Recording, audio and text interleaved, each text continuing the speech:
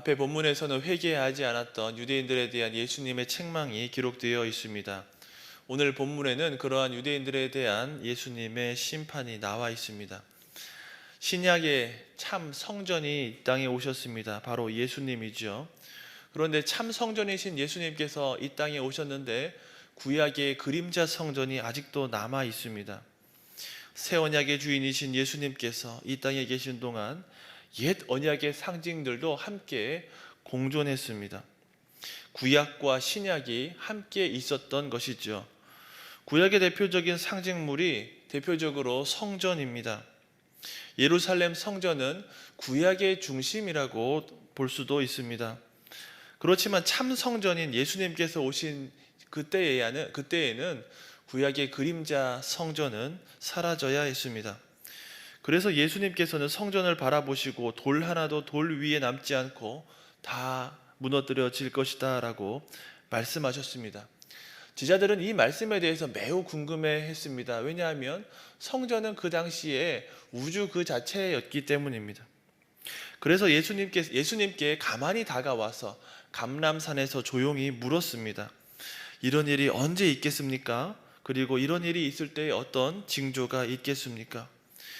제자들은 성전이 무너지는 그때를 세상의 끝으로 종말이라고 이해했습니다. 시간이 정지하는 그 순간까지, 예수님께서 다시 오시는 날까지 성전은 존재할 것이라고 어려서부터 믿고 있었던 것이죠. 그들의 세계관이 그러했습니다. 그런데 이러한 제자들의 생각은 틀린 것이죠. 참 성전인 예수님께서 오셨기 때문에 구약의 성전, 그림자 성전은 무너져야 맞습니다. 그래서 예수님께서 성전이 무너질 것에 대해서 징조들을 다 말씀하신 후에는 이 세대에 반드시 이것이 다 이루어질 것이다 말씀했습니다. 그런데 가만히 보시면 24장 36절 이하에는 세상 종말의 때를 말씀하시면서 아무도 모르고 아들도 모르고 아버지만 아실 것이다, 그렇게 말씀하셨습니다.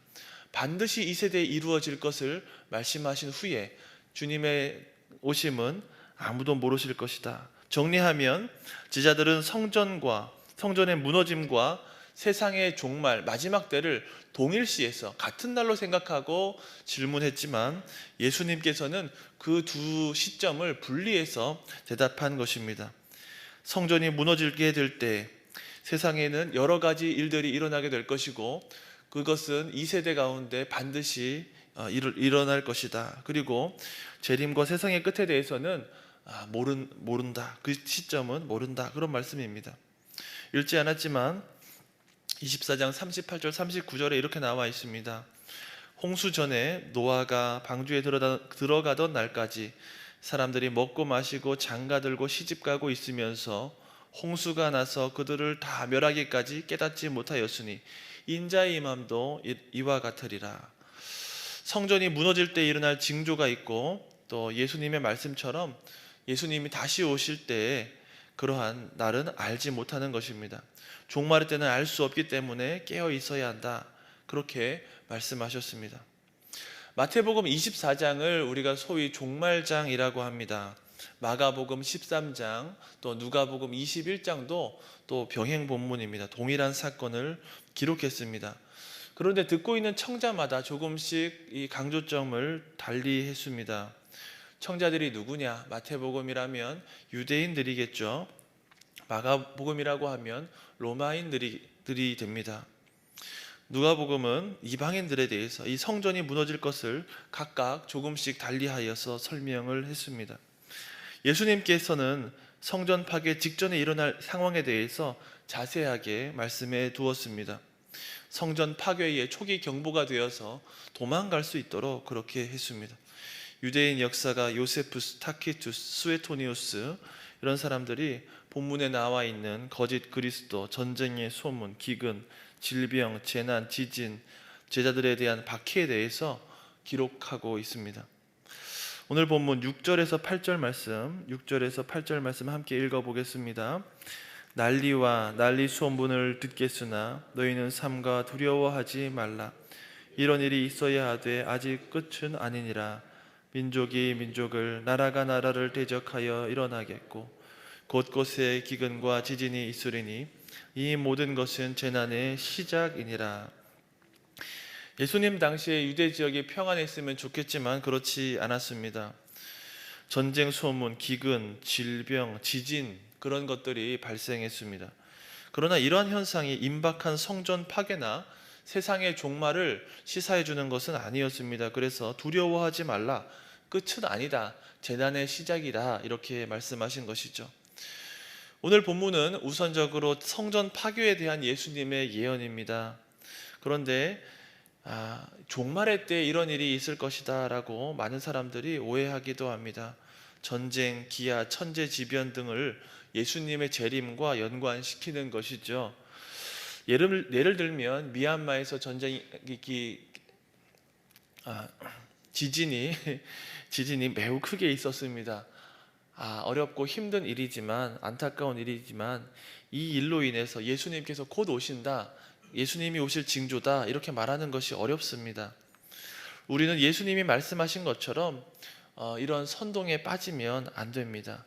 세상에는 전쟁 소문도 있고 또 코로나와 같은 질병이 퍼지기도 합니다.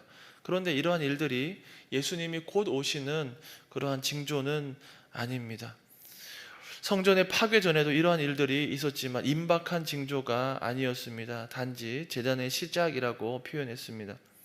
성전이 무너지기 전 거짓 그리스도들이 있었습니다. 내가 그리스도다라고 하는 이들이 도처에 있었습니다. 신약 성경에 보면 이런 일들이 많이 나와 있습니다.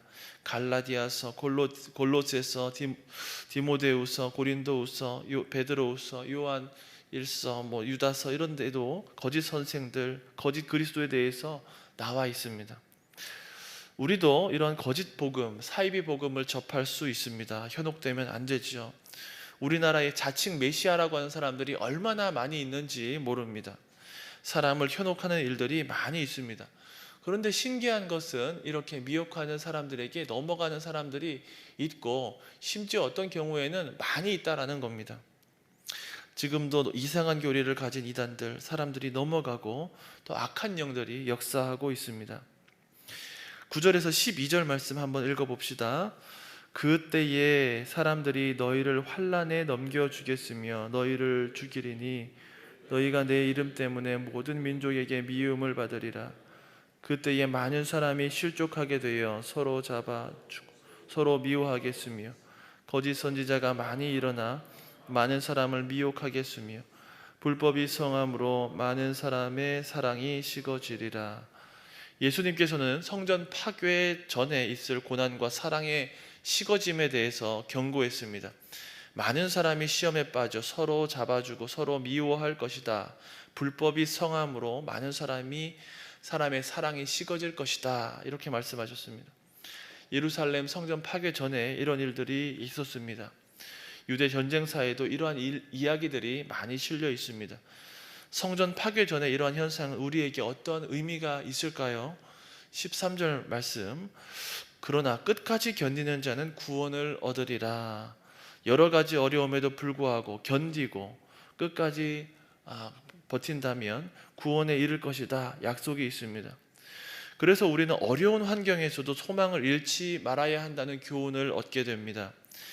마지막 때 여전히 어려운 시기를 살아가는 우리도 복음을 전하는 삶, 그리고 주님께서 우리에게 명령하신 이 제자 삼는 일에 헌신하게 될 때에 우리 예수님께서 함께하여 주시고 구원을 확증하게 해 주십니다.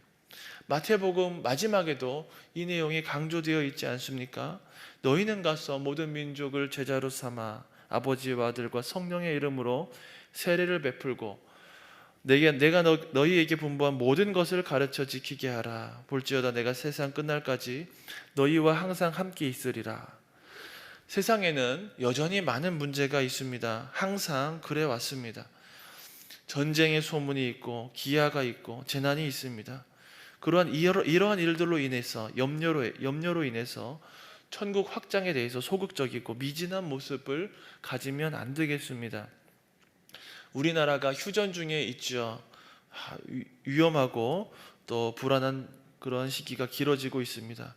경제 상황이 좋지 않다는 말이 심심치 않게 들립니다. 또한 사회 정치가 미덥지 않습니다. 하지만 천국 복음 확장을 위해서 그럼에도 불구하고 계속해서 열심을 내야 됩니다. 장차 임할 일들에 대해서 지나치게 기대하거나 걱정해서 주님의 일에 소홀하게 되는 것은 합당하지 않습니다. 70년 예루살렘 함락되어서 성전이 무너지기 전에 그러면 예수님께서는 그런 불안한 시기에도 주의 교회를 붙드셨고 또 보호하셨습니다. 그 주님께서 오늘도 여전히 동일하게 우리 교회를 보호하고 계신다라는 것을 믿고 따라가야 됩니다. 우리가 연약하지만 우리 주님은 항상 피난처가 되어 주십니다.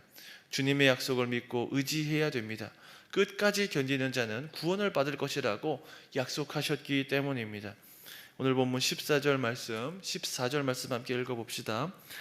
이 천국 복음이 모든 민족에게 증언되기 위하여 온 세상에 전파되리니 그제야 끝이 오리라. 예수님은 세상 끝날까지 함께 하시는 분입니다. 성전이 무너진다 하여도 노아의 때처럼 장가들고 시집갈 때 갑자기 세상 끝이 임한다고 해도 주님께서는 늘 함께 하실 것입니다. 주님께서는 다가올 구약 세상의 종말에 대해서 말씀하셨습니다.